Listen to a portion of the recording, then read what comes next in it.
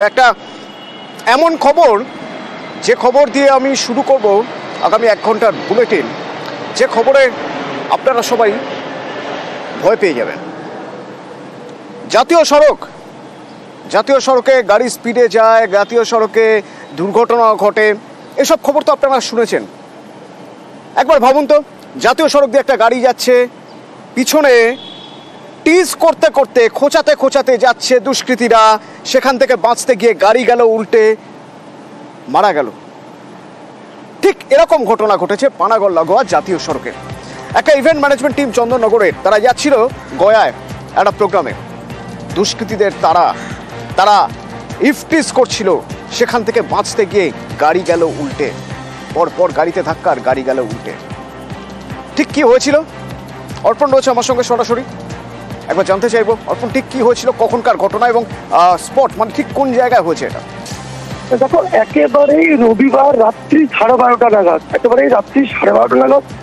19 নম্বর জাতীয় সড়ক দিয়ে ইভেন্ট ম্যানেজমেন্টের টিম, তারা কিন্তু ওই গাড়ি দিয়ে গয়ায় তাদের একটি অনুষ্ঠান হচ্ছে, সেখানে উদ্দেশ্যে রওনা দিয়েছিলেন।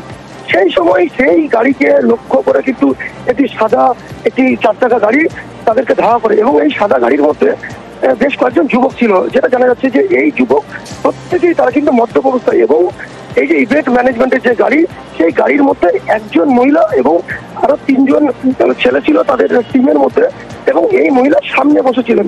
ইভেন্ট ম্যানেজমেন্ট, তিনি মূল দায়িত্বে ছিলেন ইভেন্ট ম্যানেজমেন্টের। সুতন্দ্রা চ্যাটার্জি, চন্দননগর তার বাড়ি।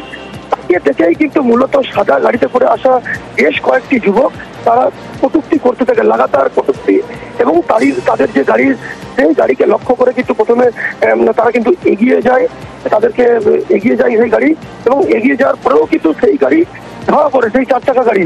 এরপরেই কিন্তু লাগাতার সেই গাড়ির পেছনে, যে গাড়িতে মহিলা বসেছিলেন, সেই গাড়ির পেছনে লাগাতার কিন্তু ধীরে ধীরে ধাক্কা দিতে থাকে। সেই কারণেই কিন্তু সেই গাড়ি উল্টে যায়। এই মহিলা সহ ইভেন্ট ম্যানেজমেন্টের টিম যে গাড়িতে বসেছিলেন, সেই গাড়ি কিন্তু পাল্টে খেয়ে যায়। অর্থাৎ পানাগড়ের যে রন্ডিয়া মোড় রয়েছে, সেই রন্ডিয়া মোড় লাগোয়া একেবারে একটি রাস্তা রয়েছে, রাইস মিল রোড। সেই রাইস মিল রোডের মধ্যে যখন গাড়ি ঢুকে যায়, সেখানে কিন্তু গাড়ি পাল্টে খেয়ে যায়, ধাক্কা লাগার কারণে পাল্টে খেয়ে যায়। ঘটনাস্থলেই মহিলার মৃত্যু হয়। এরপরেই কিন্তু গাড়িতে থাকা যে আরো 3 যুবক, গাড়ির চালক সহ তারা অল্প বিস্তর আহত হন।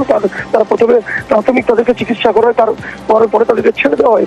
যদিও এই ঘটনায় তারা যেটা জানাচ্ছেন, ওই যুবক, সাদা গাড়িতে করে আসা যে যুবক তাদের গাড়ি ধাওয়া করেছিলেন, তারা প্রত্যেকেই মদ্যপ অবস্থায় ছিলেন, এবং দেখা যাচ্ছে গাড়ির মধ্যে কিন্তু বেশ কয়েকটি প্লাস্টিকের গ্লাস এবং মদ খাওয়ার যে সরঞ্জাম, সেই সমস্ত কিন্তু গাড়ির মধ্যেই রয়েছে। অর্থাৎ এর থেকে প্রমাণিত। সঙ্গে থাকো একবার, ইভেন্ট ম্যানেজমেন্ট টিমের সদস্যরা, তাদের বক্তব্য একবার শুনবো, তুমি সঙ্গে থাকো প্লিজ। আমাদের ডান্স টুবের ওনার ছিল, যিনি ডেথ হয়ে গেছে। কোথায় যাচ্ছিলেন? কোথা থেকে? আমরা গয়া যাচ্ছিলাম। কোথা থেকে? আমরা চন্দননগর থেকে যাচ্ছি। গাড়িতে কতজন ছিল? এবার গাড়িতে যারা উপস্থিত ছিল তারা অ্যাপ্রক্স বলতে পারবে, কারণ আমরা ট্রেনে ছিলাম। আমরা ট্রেন থেকে খবরটা পেয়ে এখানে এসেছি ইমিডিয়েটলি।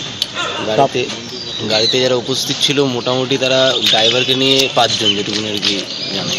হ্যাঁ, এটা তো অবশ্যই একটা আতঙ্কের বিষয়। মানে এরকমভাবে মানে জেনে, মানে জানি না এরকম কীরকম কী করা হয়েছে, কিন্তু গাড়িতে যারা ছিল তাদের কথা অনুযায়ী এটা তো আর কি জেনে বুঝেই করা হয়েছে আর কি। আমাদের ওভারটেক করে গিয়ে আমাদের সামনে চলে গেছে। যাওয়ার পরেই যেই আমরা আজ থেকে যাচ্ছি, যাওয়ার পর এরকম করে মারলো পিছন দিয়ে, আমাদের গাড়ি পাল্টে। কোনো বাজে ইঙ্গিত করছিল? হ্যাঁ, হাত দেখাচ্ছিল সবাইকে, ম্যাডামকে ফুলফাল মানে কমেন্ট করছিল, পুরো মধ্যম অবস্থা। লাস্টে আমি গাড়ি দিয়ে যখন ভিতর দিয়ে বেরিয়েছি, বেরোনোর পর দেখছি ওদের গাড়িতে হয়ে গেছে, গাড়ি স্টার্ট দিয়েছে। তখন আমি ওদেরকে ভিতর দিয়ে কলার ধরে চাবিটা কেড়েছি। তখন আমাকে 2 ঠাসা মেরেছে। তাও আমি চাবিটা কিরম ভাবে করে চাবি বের করি। কতজন ছিল গাড়িটার ভিতরে? সাদা গাড়ি 4-5 জন ছিল। অবসরপ্রাপ্ত পুলিশ কর্তা অনিল জানা আমাদের সঙ্গে ফোনে রয়েছেন। অনিলবাবু, আমরা অনেক মডার্ন হয়েছি এখন। আমরা হাইওয়েতে এখন টোল ট্যাক্সের জন্য দাঁড়াতে হয় না। হ্যাঁ, খুব সহজে আরও গতি বাড়িয়ে আমরা যেতে পারি। হাইওয়েতে তো পেট্রোলিং হওয়ার কথা, ক্লোজ সার্কিট ক্যামেরায় ওখানে থাকার কথা। সাহস কি করে পায় দুষ্কৃতীরা? নাকি কোথাও আমাদেরই ব্যর্থতা রয়েছে নজরদারি, যার জন্য দুষ্কৃতীরা এত সাহস পায়? আমি যাচ্ছি, কিন্তু আসলে ক্রাইমও বেরিয়েছে। এখন কে কোথা থেকে আসছে, কে কোথাকার নাগরিক, এসবগুলোও তো নেই। আগে একটা লোকাল পাড়া কালচার ছিল, এখন তো সেগুলো উঠে গেছে। কেউ কাউকে মানে না, আগে পাড়ার মেয়েকে কারোর অন্য কারোর বলার হিম্মত ছিল না। এখন তো সব হামকি শেষে কম নেই। তারপরে যেটা বললাম, কে কোথা থেকে আসছে, তার কি পরিচয়, সেসব কিছু নেই, খালি ভোটার বাড়লেই হলো। এই তো রাজনীতি চলছে আমাদের, যে কোনো ভাবে ভোটার বাড়াও। তারপরে এটি হচ্ছে, ক্রাইমও বাড়ছে, গাড়িও বাড়ছে। জাতীয় সড়কের নিরাপত্তার দিকে কি আমাদের আরো জোর দেওয়া উচিত? অবশ্যই। ইউপিতে যেরকম আমরা দেখছি শুনছি, এখন কোনো মেয়েকে টিচ করলে কিচ্ছু করে না, ওদের নাম্বার আছে, টোল ফ্রি নাম্বারে ফোন করে দেয়, ওরা বলে করতে তখন 7 থেকে 10 মিনিটের মধ্যে পুলিশ এসে যায়, ওদের ইন্টারসেপ্ট করে ধরে, তারপরে যে ব্যবস্থাটা করে দেয়, আর তারপরে আর যেটা যোগ্য পাওনা সেটা দিয়ে দেয়। এখানে তো সেসব হয় না, এখানে তো রং দেখে বিচার হয়। এখন খুনের মামলা আসামি। ধন্যবাদ অনিল বাবু। ওই হতভাগ্য পরিবার, তাদের বাড়ির মেয়ে গিয়ে যাচ্ছিলেন গয়ায় একটা প্রোগ্রামের জন্য, সেখানে ইভেন্টের জন্য, সেই ইভেন্টের জন্য, কিন্তু এমন এক ঘটনা ঘটে গেল, মেয়ে আর ফিরতে পারলেন না। আমি এবার পরিবারের বক্তব্য শুনি। মা আছে, দিদা আছে, ঠাকমা আছে, এই হচ্ছে বাড়ির লোক। বিয়ে থা করেনি? না না, কমাস হলো, ওর বাবা মারা গেছে ক্যান্সার। 8 মাস হলো। দিয়ে উনি মানে একাই কাজ করতেন? ও নাচের প্রোগ্রামেই বাইরে যেত আর কি। আচ্ছা। এবং ওর সঙ্গে আরো বন্ধু বান্ধব থাকতো, নাচের প্রোগ্রামেই যেত বাইরে। আচ্ছা। সেটা আমি কোনো ব্যাপার, তারপরে কি বলবো ব্যাপারটা কোথায় কি হলো সেটা তো ডিটেলসে কিচ্ছু জানি না, মানে সব খবরটা এসে জাস্ট এই ঘটনাটা ঘটেছে এই অবধি, আর কিছুই জানি না। মানে এই যে উনি মাঝে মধ্যেই এখানে মানে নাচের প্রোগ্রাম চলে যেতেন? প্রায় আগে তো প্রচুর যেত, এখন এই বাবা মারা যাওয়ার পর যাওয়াটা কমিয়ে দিয়েছে। রাজ্য মহিলা কমিশনের চেয়ারপারসন লীনা গঙ্গোপাধ্যায়ের সঙ্গে আমরা যোগাযোগ করেছিলাম, তিনি কিভাবে দেখছেন?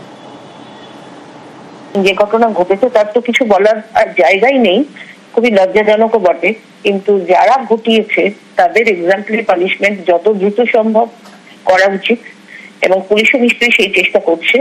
আমরাও আমাদের পক্ষ থেকে যতদূর করার ঠিক ততদূরই যাব।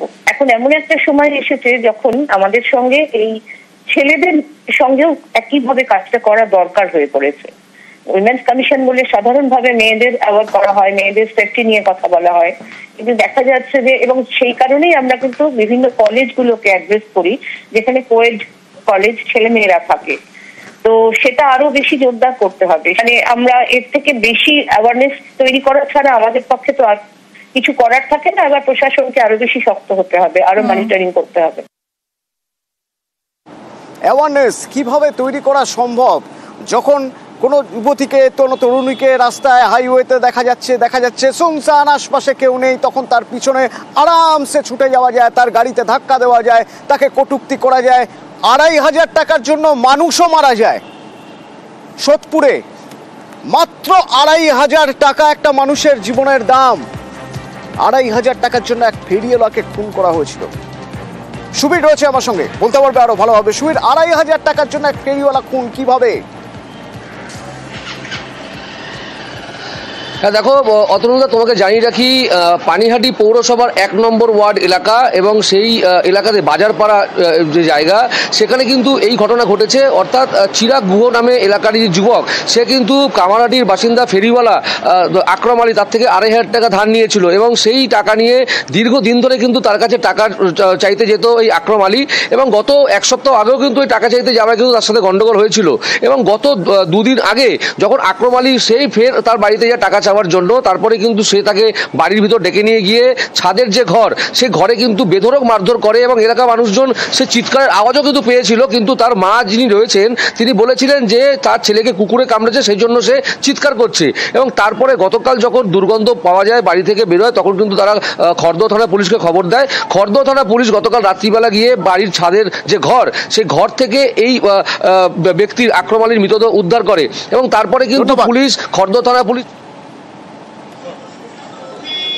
আমি শুনছি বাঁচাও বাঁচাও বাঁচাও, আমার জেঠু বেরিয়েছে, আমার হাজবেন্ড বেরিয়েছে, কাউকে দেখতে পাইনি। আরেকজন জিজ্ঞেস করলো মাকে যে কি হয়েছে, বলছে আমার ছেলেকে কুকুরে কামড়েছে। দেখছি সকাল থেকে গন্ধ, হালকা গন্ধ বেরোচ্ছে, আমরা তাও জানি, আমরা ঘরেই ছিলাম, তো মেয়েকে নিয়ে ব্যস্ত ছিলাম। তারপরে এবার আওয়াজ তারপরে এসে দেখছি একটা ভদ্রলোকের এরকম লাশ পড়ে আছে লুঙ্গি চাপা দিয়ে উপরের ঘরে। অজ্ঞাত ব্যক্তি, ছেলেই তো করেছে। যখন তার নাম চিরাগ গুহ, মা তো খুঁজে পাওয়া যাচ্ছে না, উনি বেরিয়ে চলে গেছেন। একজন কেউ মারা গেছে, তার বডি দোতলায় পাওয়া গেছে। তা ওই বাড়ির ছেলেই নাকি এই কাজ করেছে শুনতে পেয়েছি। মৃতদেহটি যেমন হয়েছিল দুখানা হাত ছড়ানো আর লুঙ্গি চাপা দেওয়া, মৃতদেহটির মুখটার মধ্যে একটা তার বাঁধা ছিল। লোকটাকে কোনদিন দেখিও নি আমরা। এই বাড়ি থেকে যেহেতু পাওয়া গেছে, এই বাড়ির ছেলেটাকেই ধরে নিয়ে গেছে। আদৌ ওই ছেলেটা করেছে কিনা তাও জানি না আমরা।